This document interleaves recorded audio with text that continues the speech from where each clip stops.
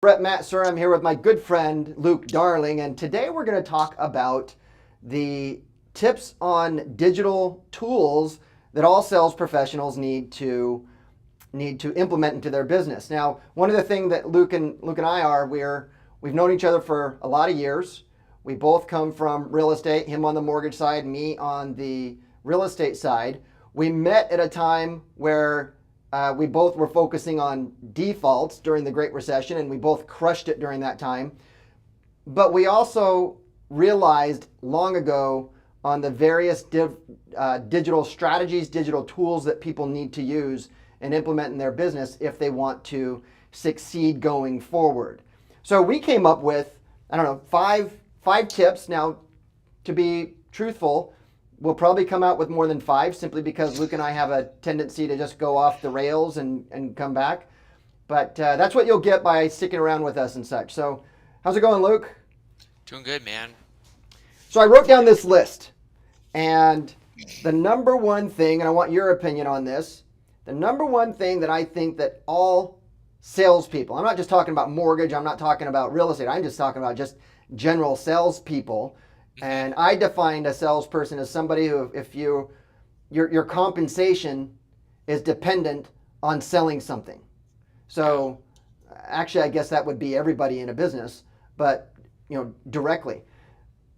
The one thing I think that everybody needs to have is their own website. What do you think? That's like the number one thing. That's like if you're gonna be in business, the number one thing you have, this is a space on the internet showing that you're open.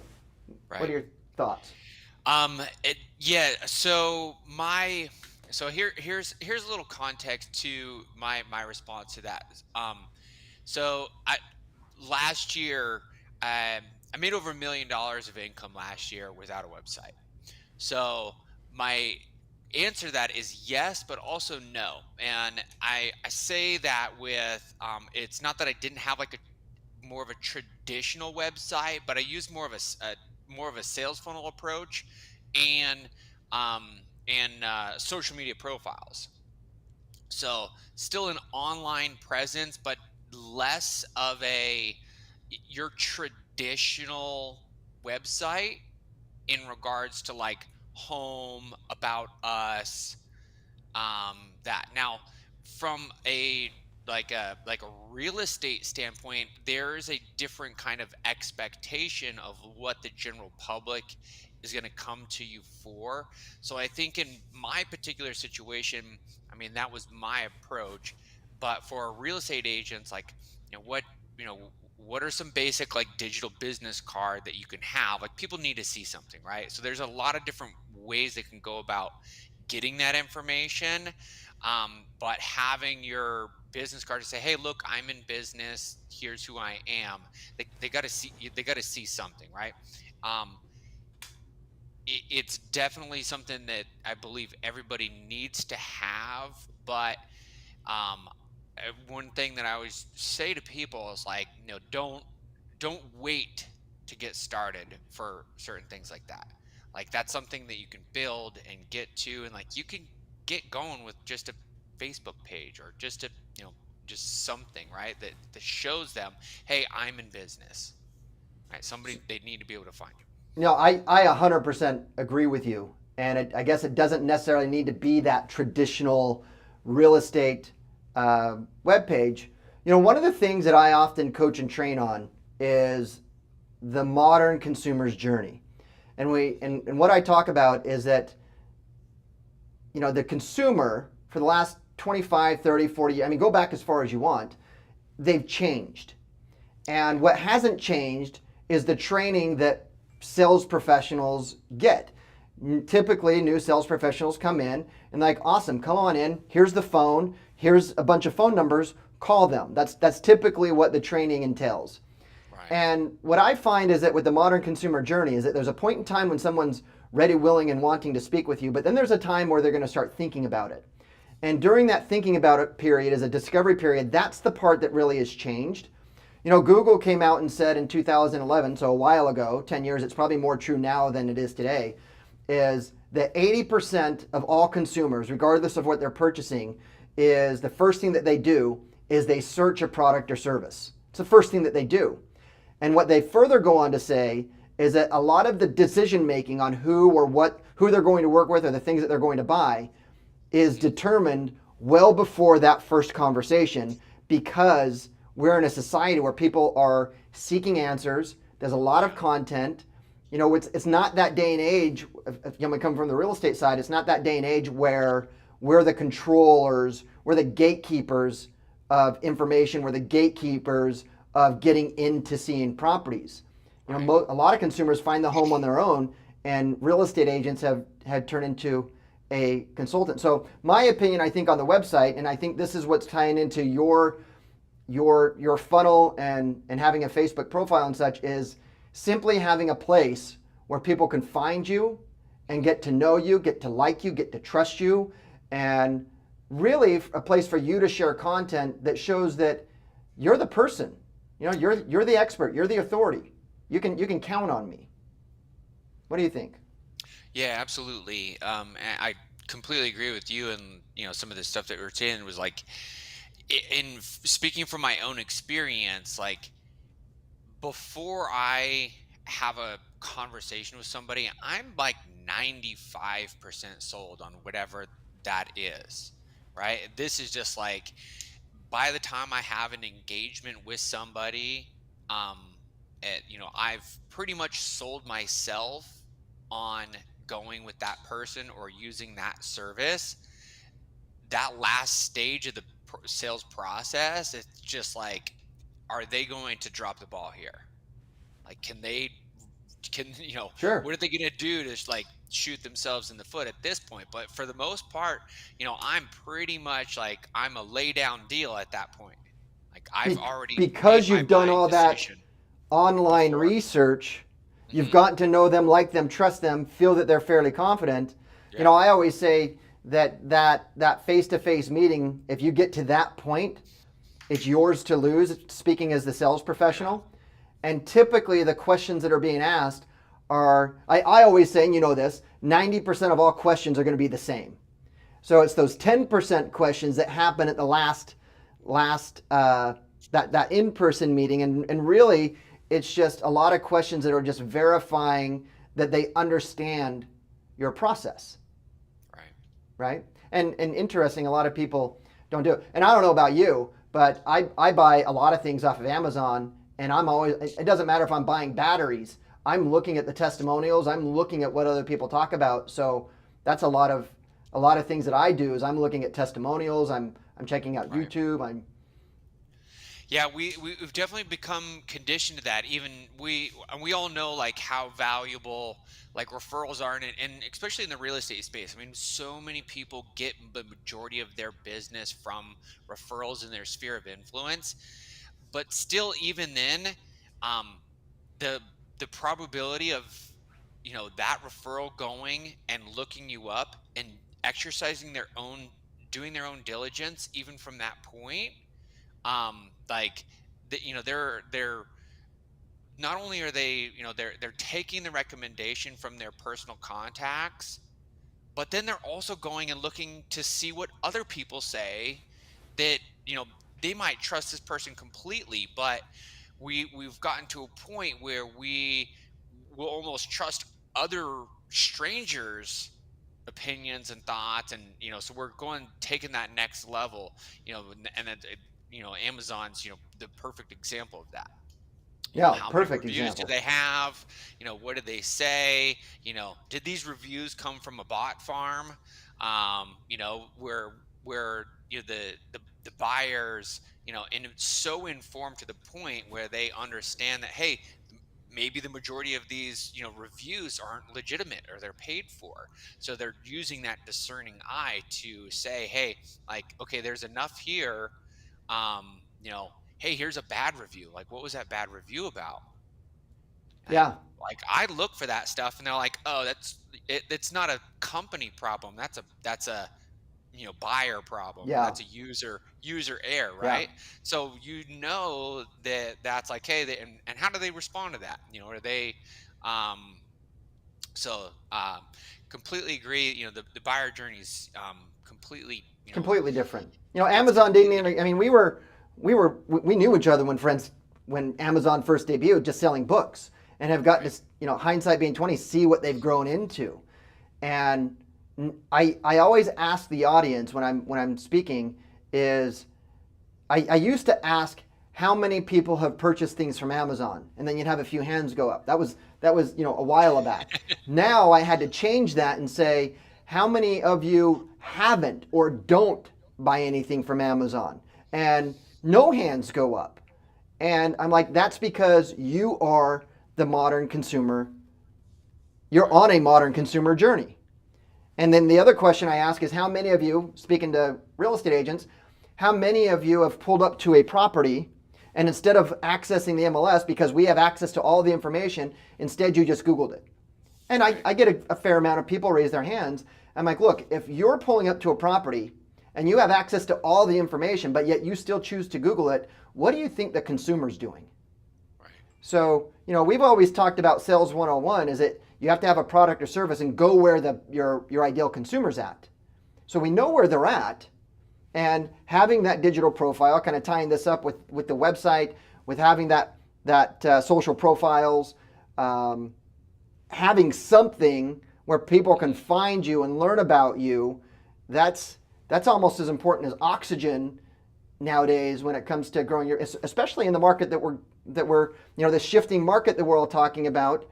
you know it could get much worse. It might not get much worse, but we're in a shift and it's changing.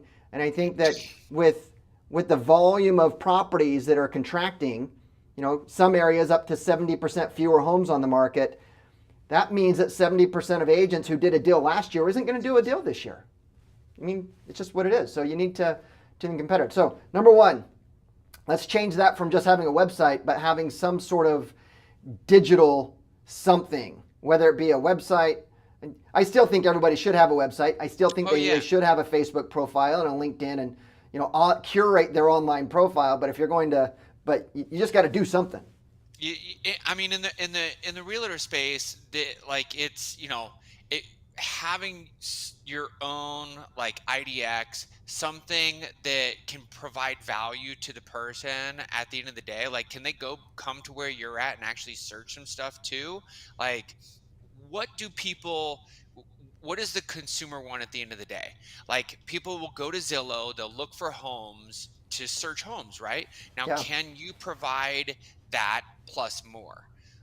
So I mean, as far as like websites are concerned, like there's some really, really great resources like in regards to that. They can accomplish a number of things, but something where somebody can go to find you and see you and just confirm that you're actually in business. yeah.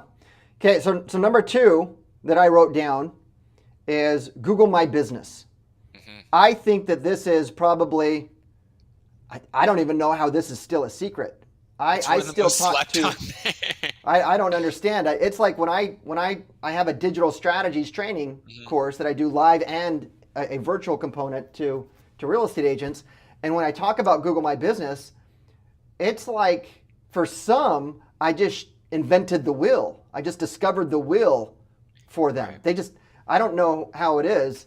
Um, and I think it's probably one of the best free online tools that you could possibly have.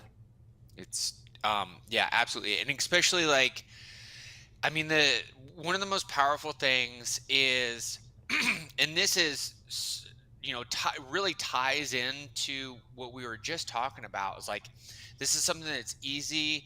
I mean you can literally have it set up in a matter of minutes. Yeah, like 15 Your minutes. your basic information um and one of the and right now the you have um you can become the local authority with very minimal effort. We're talking about like after you do a transaction you get a review from them, and you can get to be in when somebody searches realtor near me, very quickly become found. Like, if that's such an easy way, and like you said, you're pulling up to a home, if somebody's going to be searching that property, they're searching, that's a great way to have a great place for people to see and legitimize that you're in business. Look at those reviews. and be relevant in your local market. And it's all geographically based too. So, Google does a really good job of being able to pinpoint, you know, within like a mile, 2 mile, 3 mile, 5 mile radius of where you're at. So why do you think a Um, lot of real estate agents don't have one? I mean, you, of course they don't know it exists, but why do you think that they don't know that it exists? That's the key. Why is it there's something that's so popular that right. is a great tool to have that gives you a direct conduit for your business to tie into the largest search engine on planet Earth, and yet there's still people who just they don't know about it. What do you think? I mean, I think this is like a massive disservice to the industry as a whole in regards to like the licensing process and the hiring process, and their it's so focused on checking boxes that it checks all the boxes and like you know but doesn't take anything past that, right? It's Yeah, like, okay, great, you can do a business. Like you know, how many square feet are, in an acre, right? Like there, how many people can answer that? But, you know, how do you get business now? How do people know that you are in business? Like what happens next?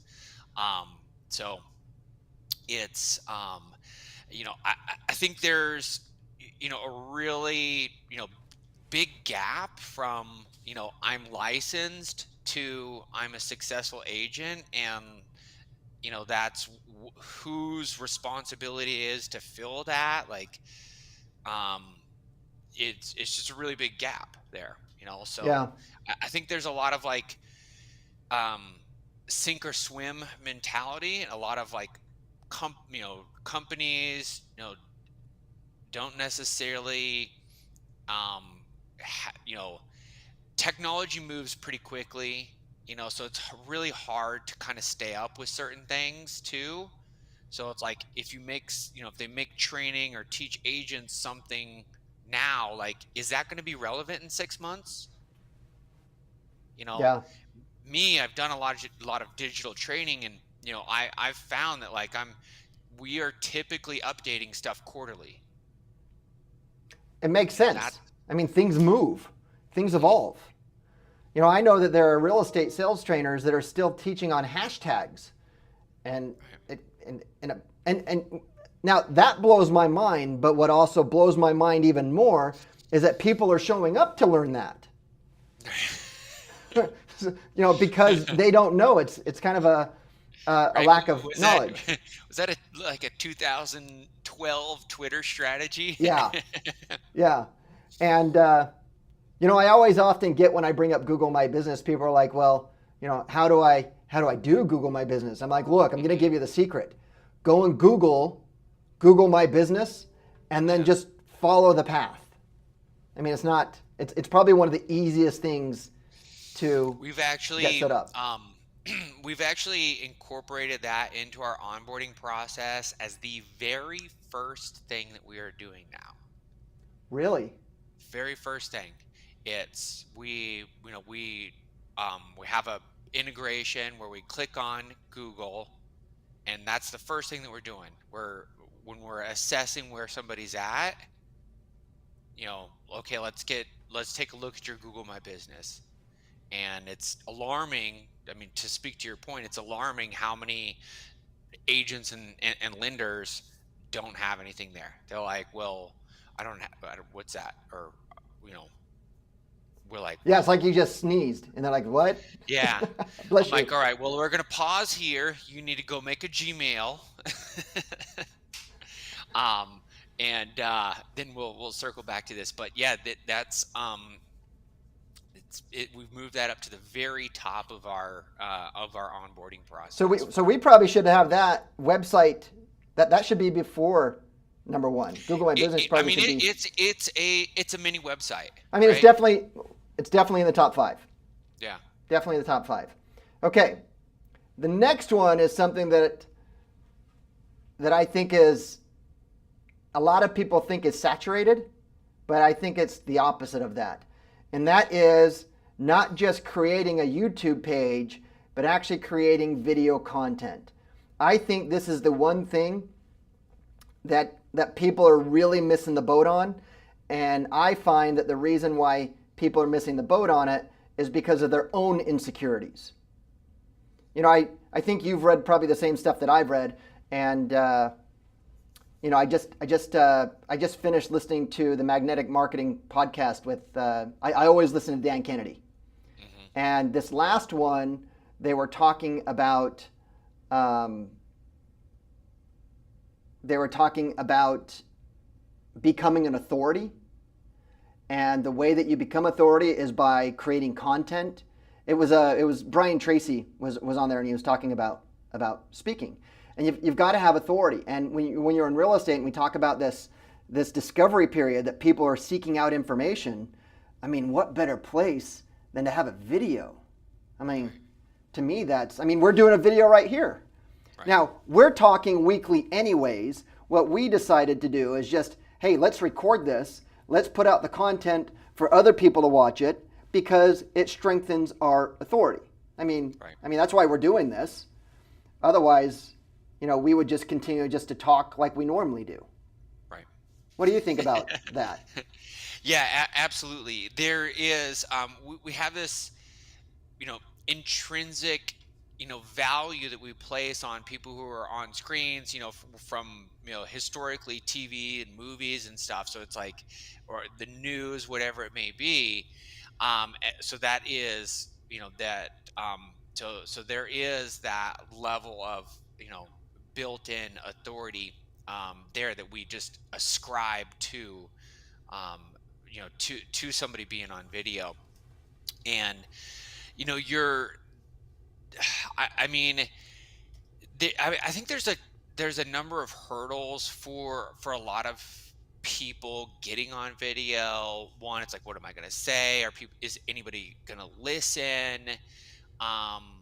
Some of those challenges, maybe people get started doing it, they take the plunge, but it's not there's not this instant gratification type of reward payoff cycle that people can get, so it can be challenging. um but absolutely, I mean, more and more and more, this is becoming an absolute, it's not a do I need to be on social media type thing, yes or no type of thing. It's like, yes, you have. Like, that was like the question before, right? They're like, well, I don't want to do that. Can I not be on it and still continue to do business?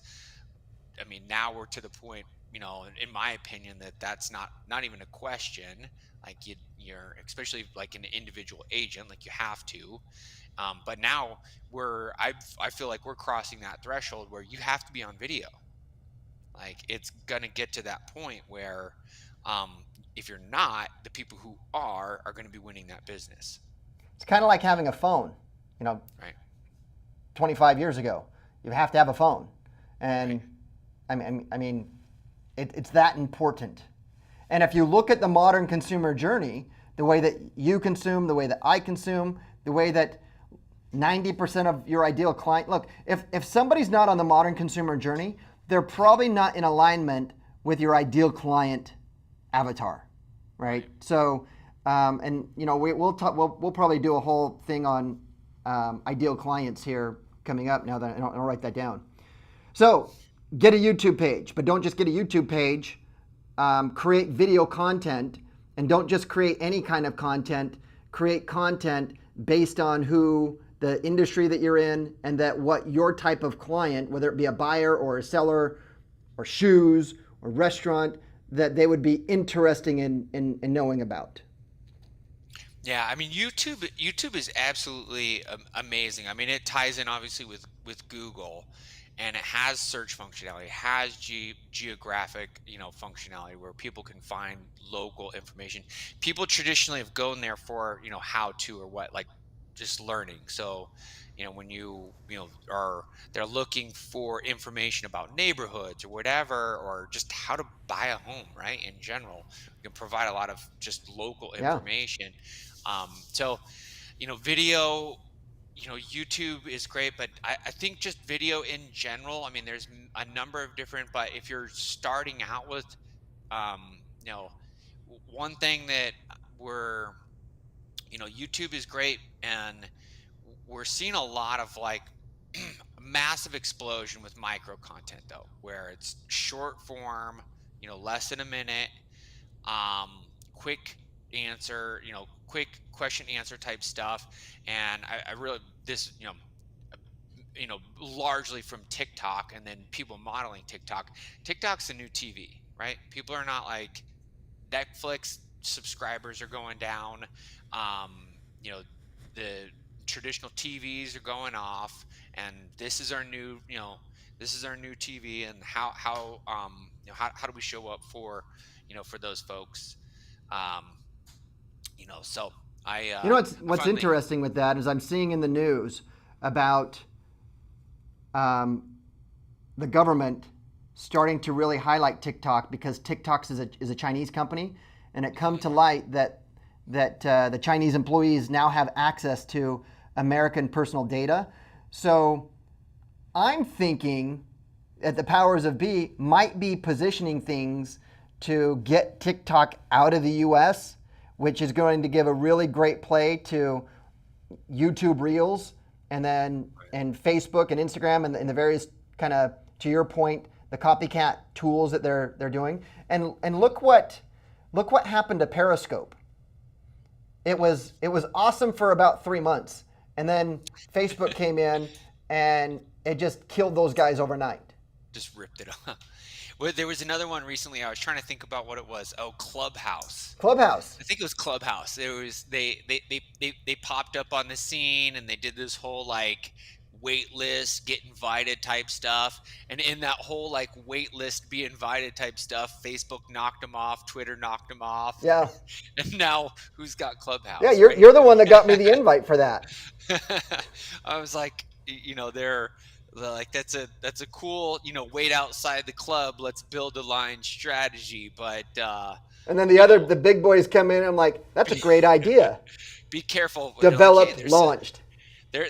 there's some demand here. We can roll this out in a weekend. Yeah. Let's see what we can do here. Um, so, Okay. but yeah, that's funny. The whole TikTok news. I think they're. And I think we're seeing, not to get too controversial and stuff here, but I I feel that they just, that's something that they can't put the clamps on, they don't have control over. And if they can't control the narrative, or They they don't don't want like anyone the to have it. information that's getting Yeah. out, I like, agree. what do we gotta shut this down. Like, hey, there is just too much information, getting out that so yeah, So I have this yeah, whole new strategy. My opinion. It might be true, it might not, but this is kind of my perception. So I moved all my domains. I used to have GoDaddy host it, and I've moved them all onto Google domains. I have all my email accounts hosted with Gmail.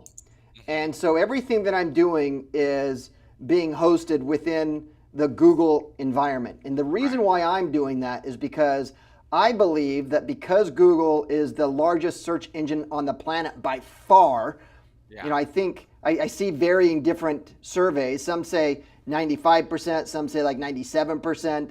I think we can all agree that they probably have at least 95% of all the world's search traffic. I hmm believe that having everything, and I might be, I don't think I'm putting all my eggs in one basket, because if Google goes away, that affects everybody. But I think that by having domains hosted with Google, by having my email hosted with Google, is that it gives me a leg up on search, it gives me a leg up on deliverability, yeah, and if it might just be like a little micro something, then it hmm might give me a leg up. It might not. It might just be something that I think it's reasonable to think that they would have some sort of built-in right, functionality to give preference to their yeah. internal customers. It's so I, I've done I all I that. definitely tend to agree with you on that. I have not had Google do my domain hosting, so I will typically. I mean, I'm like a creature of habit, like most people, but I have. I believe I use Namecheap for my to get my domains, just because that I had, you know that's just where I go, because that's where I have stuff. But I definitely believe there's some a lot of validity to what you're talking about, and I will use Gmail and Google suite products for pretty much everything, with the exception of like my domains. Um, and there's just so much good functionality there. It just makes things so much easier to It connect does. things, and it just makes things so much easier to do, that and they're subsidized through ads, so you can get a Gmail, you can get an email, and it's Cheap. with the with the trade-off of giving them all the information that you're sending. Yeah. They subsidize your stuff, so it is what it is. We make our choices. But um to touch on your um to touch on your search thing, and this is I made a separate video on this the other day. 40% of Gen Z's using TikTok and Instagram to search. Wow. So the What age Google group is Gen Z? dominance, I forget. um, I mean, What there's generation are we? no, no, wait, We're Gen is it X. Is it Gen Z? Whatever, the newest The the younger, newest the generation. newest of the younger generation that's coming up. Yeah, Okay. yeah, so they're below millennials, right? So Oh God, that's scary. they're pre-millennials.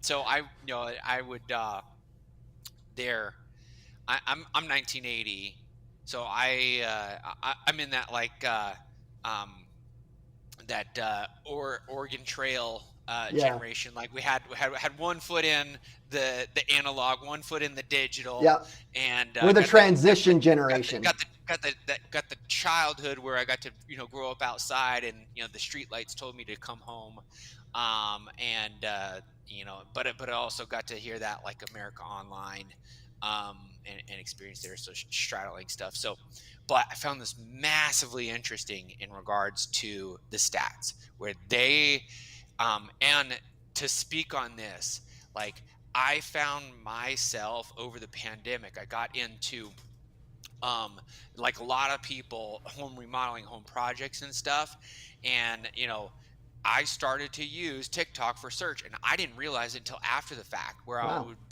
would go to Google or YouTube, like, and I'm doing home projects, I get some inspiration, I'm like, okay, how to do this. I would get a couple quick things, and it was good. But I was searching on TikTok, and I would have like thousands of how to's that are all a minute long, that I can flick through really quickly on, like, and I'm like, that wasn't it. That wasn't it. Okay, that's it right there. So do you So think TikTok is going to be, because that's what I use YouTube for. Do you think TikTok is on the trajectory to replace that of the how-to within YouTube?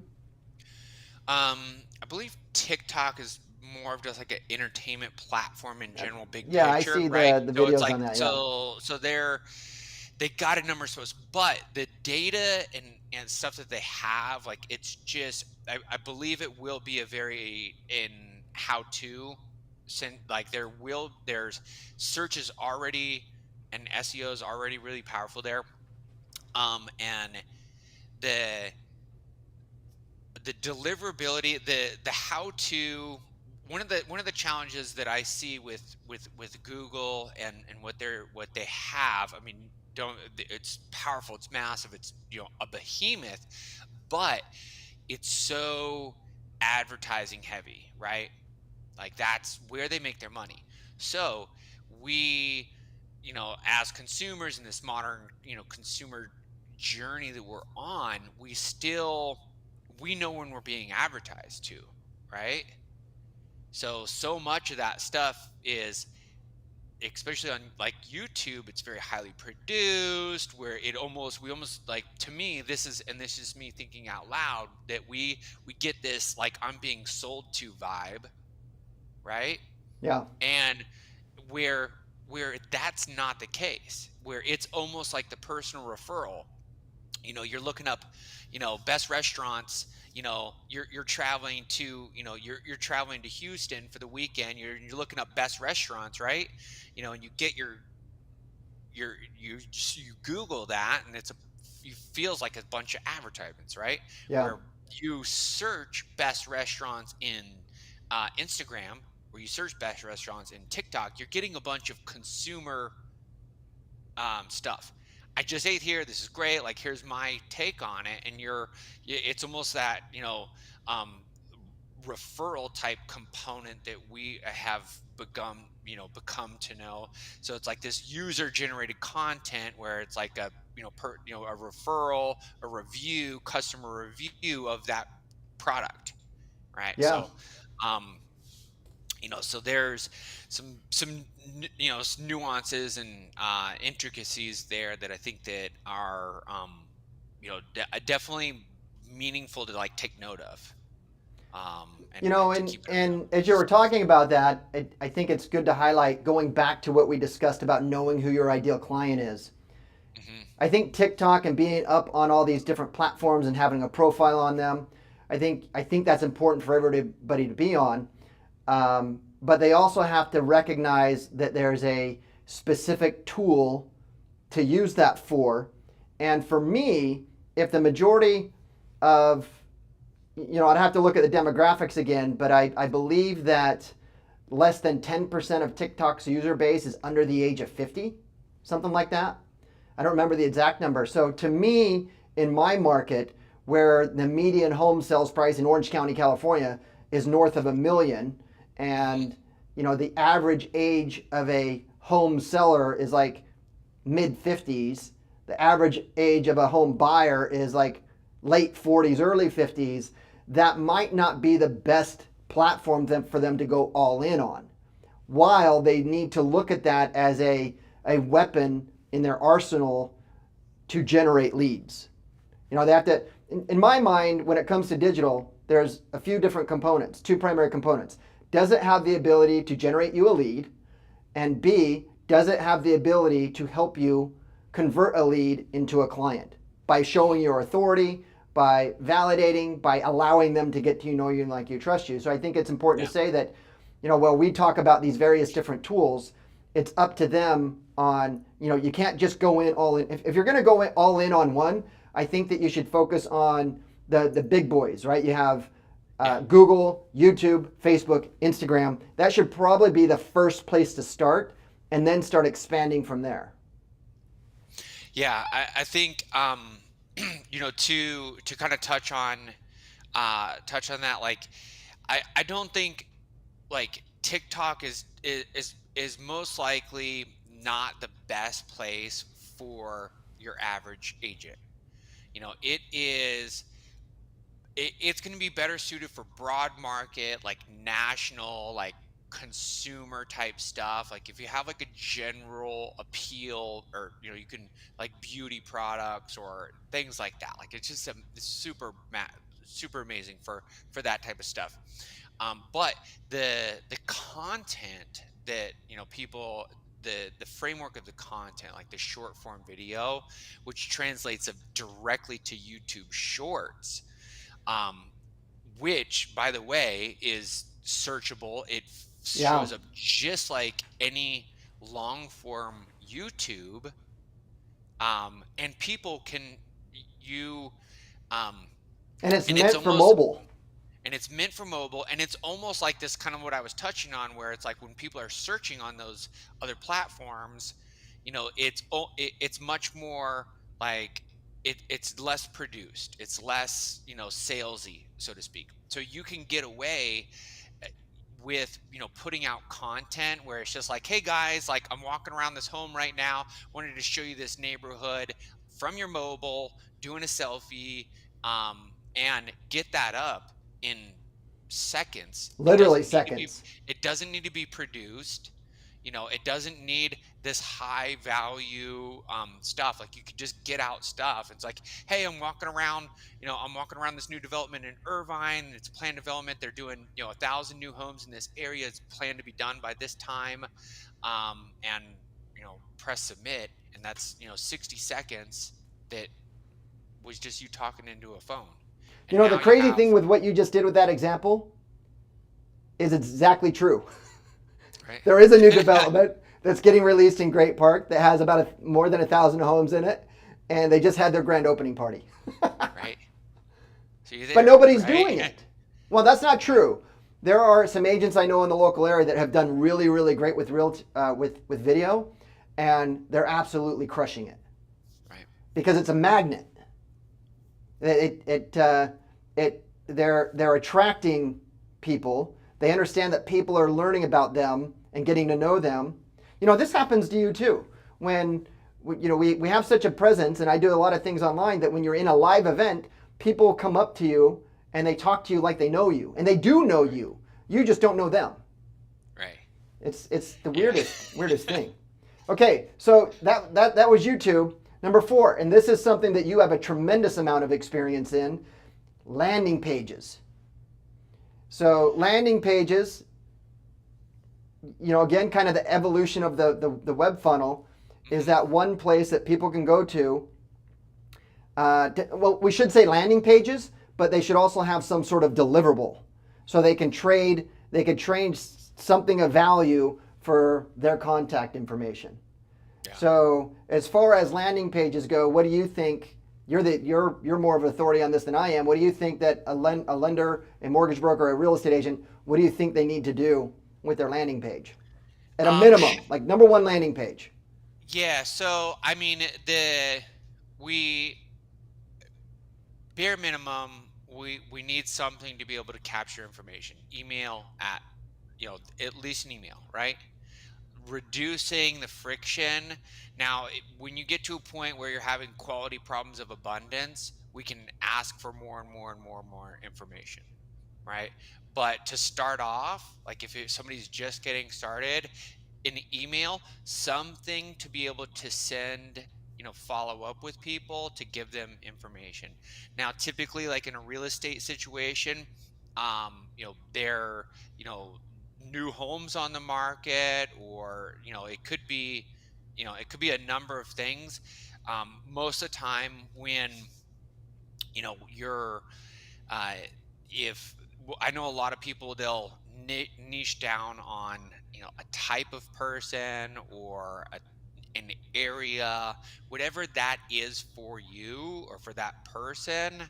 Then just want to have it specific to that. So you're talking about, like, who's my ideal client? Do I want to go broad? Do I want to go a little bit narrow? And then having something of relevant value for that person. Yeah. Uh, Download your free list of homes. Download this free guide to know how to buy a home in a shifting market, know how to sell a home in a shifting market, whatever it is. How to get your first loan, or understand the loan process. A free Right. report. So yeah, I think that's huge. One of the things that we know in real estate is that the long game in real estate is growing your database. Yeah. And growing your database 25 years ago to now, while the concept remains the same, it's much easier now to grow your database, to get people to know you, like you, and trust you. And typically, from a conversion standpoint, you're seeing anywhere between 6 and 15% conversion of either direct business or referral business of the size of your database. So if you have 100 people that are on your database, you should be getting anywhere between 6 and 15 deals a month out of that, either in direct business or referral business. And it comes down to your point, the quality of the database, Yeah. and the how often you're top of mind, how often you're delivering to them. Dan Kennedy, his big thing is having a newsletter. Make sure that you're sending a newsletter out once a month to Right. your database. So that's it. So that's where the landing page comes in. Yeah, landing page, and I think, for, like, to kind of speak to, like agents and stuff, it's like as simple as, like, when we start to gather more information from them, it's like, what are they looking for? What neighborhoods? How many bedrooms? How many baths? Like, that's easy stuff that you don't have to go create, that we could get out to them, that's valuable to them at the end of the day, Yeah. right? Hey, Yep. just new homes. right? New homes. Like, Very hey, simple landing page with what technology. information? You know, when we first got into the space, this it was an effort. It was a week long, 10-day, month long project to put all these systems in together to make them Right. talk to each other. Now, I mean, you could have it up in an hour. Yeah. You could put everything together a day. You could create the content. You can shoot videos. You can put the landing page together, put the automation together, and have it up in literally one full day. Just time block out one day, and you'll get it done. Right. There's an idea. We need to come up with a checklist of how to do that. There's one of our deliverables. There you go. Ding. Ding. Wait, I got a button for that. Okay, last That's one, awesome. and then we're going to come up with time. The one that email. It is amazing to me that professional people in professional real estate, mortgages, etc., they're still using Yahoo, they're still using Hotmail, they're still using um, AOL. I see AOL every now and then. Yeah. You know, even Gmail. I mean, if you're going to use a free one, I think you should probably use Gmail. Going back to kind of the segment we Right. just talked about is very important. But you know, it's so cheap to just have a professional email like Gmail. The cheapest is like $12 a year for the domain and $6 a month to have Gmail host your email. That's it. Right. So I think the email, as far as from a delivery standpoint, let's just from a technical standpoint, delivery standpoint, you should upgrade. But from an image standpoint, from a professional image standpoint, you should probably start focusing on getting your own domain, getting something Yeah. that puts you as a professional. Yeah, I completely agree. And I mean, this may just be a situation where it's like, to go back to a previous point, the Google My Business, where it's like, is it a technical thing where they just don't know how to go about getting a professional email? I mean, Google does make it pretty simple, as simple as you could pretty much get with it.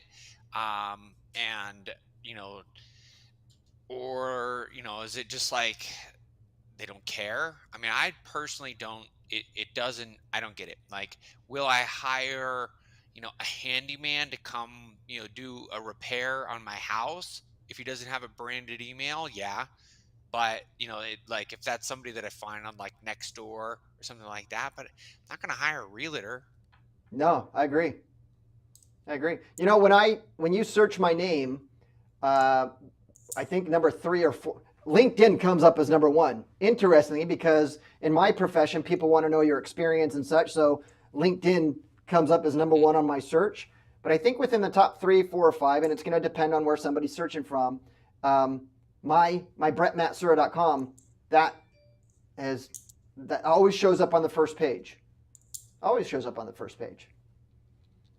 Now, interesting, talking about Google My Business, people have to understand that there are haters out there.